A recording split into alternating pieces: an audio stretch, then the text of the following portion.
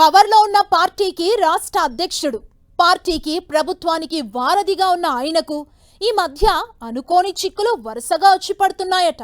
సంబంధం లేని ఇష్యూల్లో బద్నాం కావాల్సి వస్తోందట.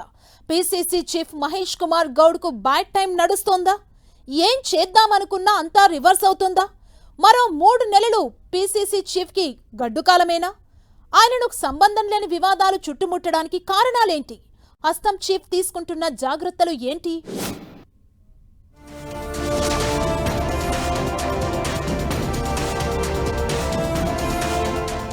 తెలంగాణ పిసిసి చీఫ్ కు ఏం చేసినా కలిసి రావట్లేదా?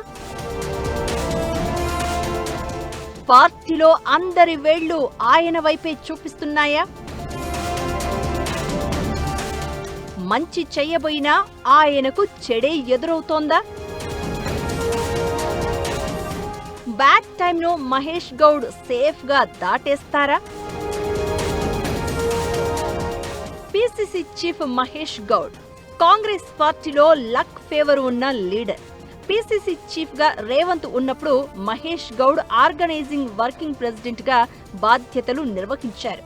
ఇక ప్రభుత్వం ఏర్పాటైన తర్వాత వర్కింగ్ ప్రెసిడెంట్ నుంచి పిసిసి చీఫ్ గా ప్రమోషన్ దక్కించుకున్నారు. ఆ తర్వాత ఏకంగా ఎమ్మెల్సీ పదవి కూడా ఆయన్ను వరించింది. ఇదంతా కేవలం ఏడాదిలోపే జరిగిపోయింది. కాంగ్రెస్ పార్టీలో ఏడాదిలోపే 3 కీలక పదవులు రావడం అంత ఈజీ కాదు. అందుకే మహేష్ కుమార్ గౌడ్ విషయంలో పలువురు హస్తం నేతలు అసూయ పడుతూ ఉంటారట. ఇక మంత్రివర్గ విస్తరణ జరిగితే బీసీ ఈక్వేషన్ లో ఉమ్మడి నిజామాబాద్ కోటాలో మహేష్ కుమార్ గౌడ్ ఏకంగా ఉప ముఖ్యమంత్రి అవుతారనే ప్రచారం జరుగుతోంది. ఇక ఏఐసిసి ఇచ్చిన కార్యక్రమాల నిర్వహణలో కూడా మంచి పేరు తెచ్చుకుంటున్నారు. జిల్లా అధ్యక్షుల నియామకంలో యువకులకు, కొత్త వారికి అవకాశం ఇవ్వడంపై రాహుల్ గాంధీ సంతృప్తి వ్యక్తం చేశారు.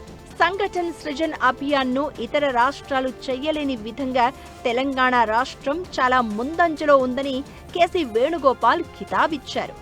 సర్ ప్రక్రియలో భాగంగా బూత్ లెవెల్ ఏజెంట్ల నియామకం, వారికి ట్రైనింగ్ ఇవ్వడంలో పిసిసి పనితీరుపై పార్టీ పెద్దలు సంతృప్తిగా ఉన్నట్లు టాక్.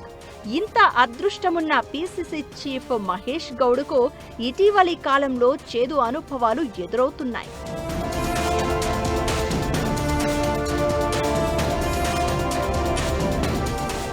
కాంగ్రెస్ అధికారంలోకి వచ్చాక పెద్ద నేతలకు పదవులు దక్కాయి. కానీ పార్టీని అధికారంలోకి తీసుకొచ్చిన క్యాడర్ మాత్రం పదవులకు నోచుకోవడం లేదు.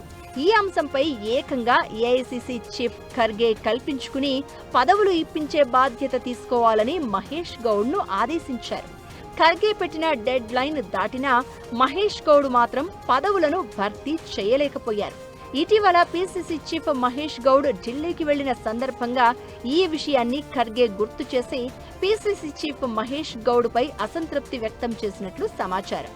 నెల రోజుల క్రితం ఒక మీడియా సంస్థలో పిసిసి చీఫ్ మహేష్ గౌడ్ పై తీవ్ర విమర్శలు, ఆరోపణలతో వార్తా కథనాలు వచ్చాయి.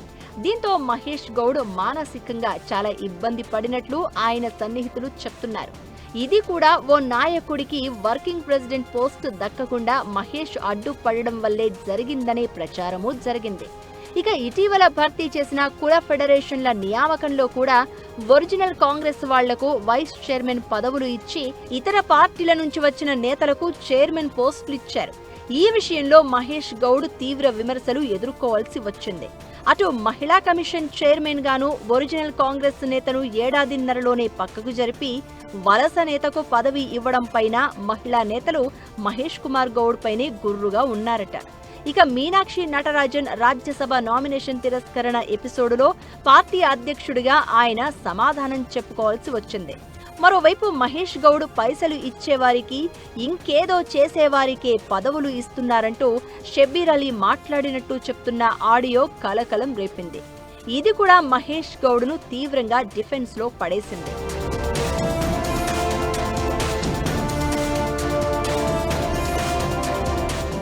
దేవుణ్ణి, జాతకాలను మహేష్ కుమార్ గౌడ్ చాలా నమ్ముతారు. ఎంత బిజీగా ఉన్నా ఇంట్లో దేవుడికి పూజ చెయ్యనిదే బయటకు వెళ్లరు.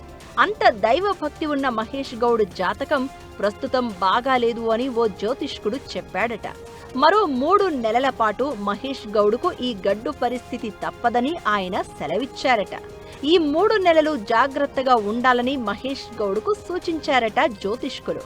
ప్రస్తుతం మహేష్ కుమార్ గౌడ్కు అయిన వాళ్ల నుంచే అవమానాలు ఎదుర్కొనే పరిస్థితి నడుస్తోందని, మరో 3 నెలల దాకా ఈ పరిస్థితి మారదు అని పండితులు చెప్పినట్లు తెలుస్తోంది.